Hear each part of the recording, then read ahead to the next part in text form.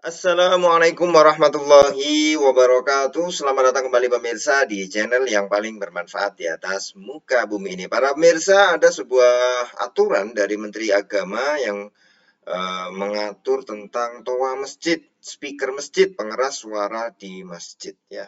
Yang kemudian para pemirsa ini menjadi pertanyaan ya ketika beliau yaitu Menteri Agama Gus Yakut ya membandingkan aturan speaker masjid dengan gonggongan anjing ya. Apakah memang bisa disamakan seperti itu atau itu hanya permisalan ya.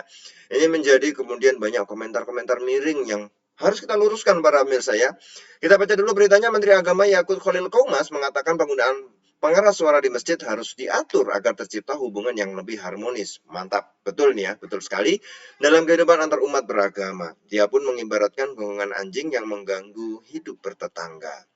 Kita bayangkan, saya muslim, saya hidup di lingkungan non-muslim, kemudian rumah ibadah mereka membunyikan toa sehari 5 kali dengan keras secara bersamaan. Itu rasanya bagaimana? Kata Gus Yakut, ya, Menteri Agama, ya, di Pekanbaru, Riau, dikutip oleh media online Rabu 23 Februari. Contohnya lagi, misalkan tetangga kita, kiri, kanan, depan, belakang, pelihara anjing semua. Misalnya menggonggong di waktu yang bersamaan ya.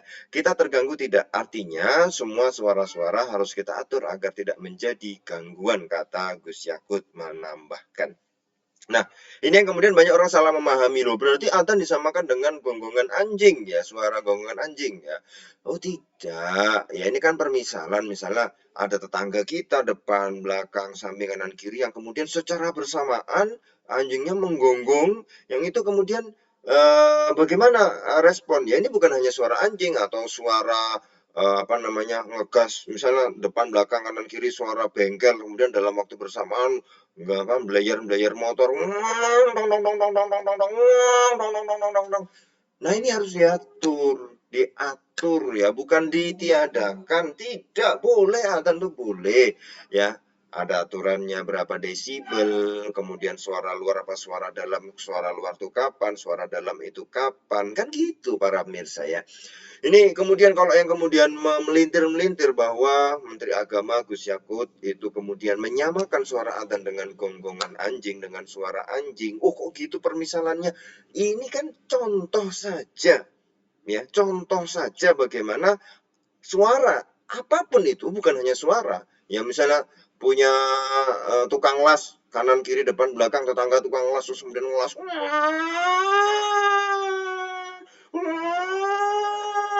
ada wis macam-macam itu ya suaranya bersamaan. Nah, ini harus diatur. Ya itu hanya beliau hanya memberikan satu permisalan para pemirsa yang itu kemudian sebenarnya diambil salah satu contohnya adalah suara gonggongan anjing ya. Tetapi pada dasarnya adalah apapun suara yang kemudian ya bersamaan dan bisa menjadikan potensi gangguan, maka ini harus diatur. Kan bukan berarti kemudian tidak boleh adzan, boleh, tapi berapa desibel ya. Terus bagaimana speaker luar itu kapan bolehnya, speaker dalam kapan bolehnya ya. Ini yang menjadi sebenarnya adalah bagaimana kita terus ya. Ini bukan kemudian tidak boleh syiar Islam, tidak boleh. Oh, boleh ya syiar Islam ya. Salah satunya dengan mungkin bacaan Al-Quran lewat speaker. Tapi yang lebih utama adalah bagaimana dengan akhlak seorang muslim, akhlak kaum muslimin. Itu yang sebenarnya menjadi syiar. Orang akan lebih tertarik ya ketika melihat akhlaknya baik ya. Itu maka orang akan tertarik ya. Itu syiar. Itu syiar itu apa? Sesuatu yang kemudian bisa membuat orang tertarik kepada Islam ya. Ya adzan memang ada salah satunya bagian dari syiar Islam, tapi bukan melulu tentang speaker, tentang bacaan Al-Quran yang kemudian dengan speaker itu. Tapi kalau kemudian kita meresapi makna Al-Quran, kemudian terwujud dalam perilaku kita, dalam perbuatan kita, itu lebih nendang lah istilahnya, lebih ngefek lah istilahnya terhadap syiar Islam kepada orang-orang agar lebih cinta lagi, lebih senang lagi kepada agama Islam. Kan seperti itu. Jadi saya rasa ini tidak usah untuk dibesar-besarkan gonggongan anjing ini hanya salah satu contoh saja. Padahal bisa suara-suara yang lain. Contoh suara bengkel tadi ngetes motor, belayer motor itu. Biasanya kalau itu di bengkel kan digas-gas gitu kan supaya tahu ini mesinnya bagus apa enggak. atau suara apa namanya, tukang las yang kemudian apa namanya, motong-motong besi itu dengan gerenda, atau suara bengkel mobil, atau suara aduh apa saja ya. Nah, mungkin juga para pemirsa juga punya tetangga yang punya usaha sound itu ya, sound itu ya, sewa persewaan sound itu harus ya disetel tiap hari. Karena sound itu kalau nggak disetel, lama nggak disetel, kemudian dinyalakan tuh nggak enak ya. Komponen-komponennya istilahnya kayak dilatih lah ya. Sound itu harus dilatih tiap hari, harus dihidupkan tiap hari walaupun nggak ada yang nyewa. Ya minimal sehari berapa menit gitu. Itu seperti itu ya. Nah, nanti kalau punya tetangga kanan kiri, nah itu ya. Ini contoh maka bagaimana dalam lingkup Kementerian Agama kita ada yang diurus yaitu masjid, ya tempat ibadah lain yang punya toa dan segala macam. Ya ini yang kemudian diatur oleh Kementerian Agama.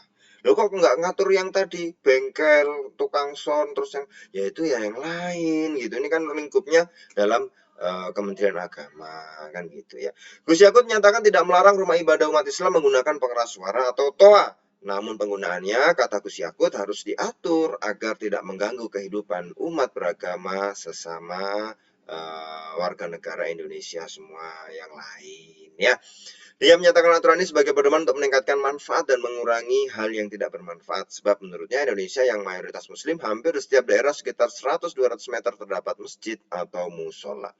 Kementerian Agama telah mengeluarkan surat edaran SE nomor 5 tahun 2022 mengenai pedoman penggunaan pengeras suara di masjid dan musola. Dalam surat ini diatur penggunaan waktu dan kekuatan dari pengeras suara di masjid dan musola ya. Nah, ini agar tujuannya apa? Umat agama lain yang tidak terganggu ya.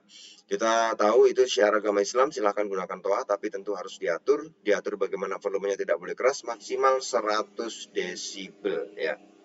Ya, itu juga speaker dalam, speaker luar diatur. Ya, ini sudah bagus sekali. Ya, kita doakan semoga lancar selalu dalam eksekusinya juga ya, bagaimana agar ini lebih harmonis lagi dengan umat-umat agama lain.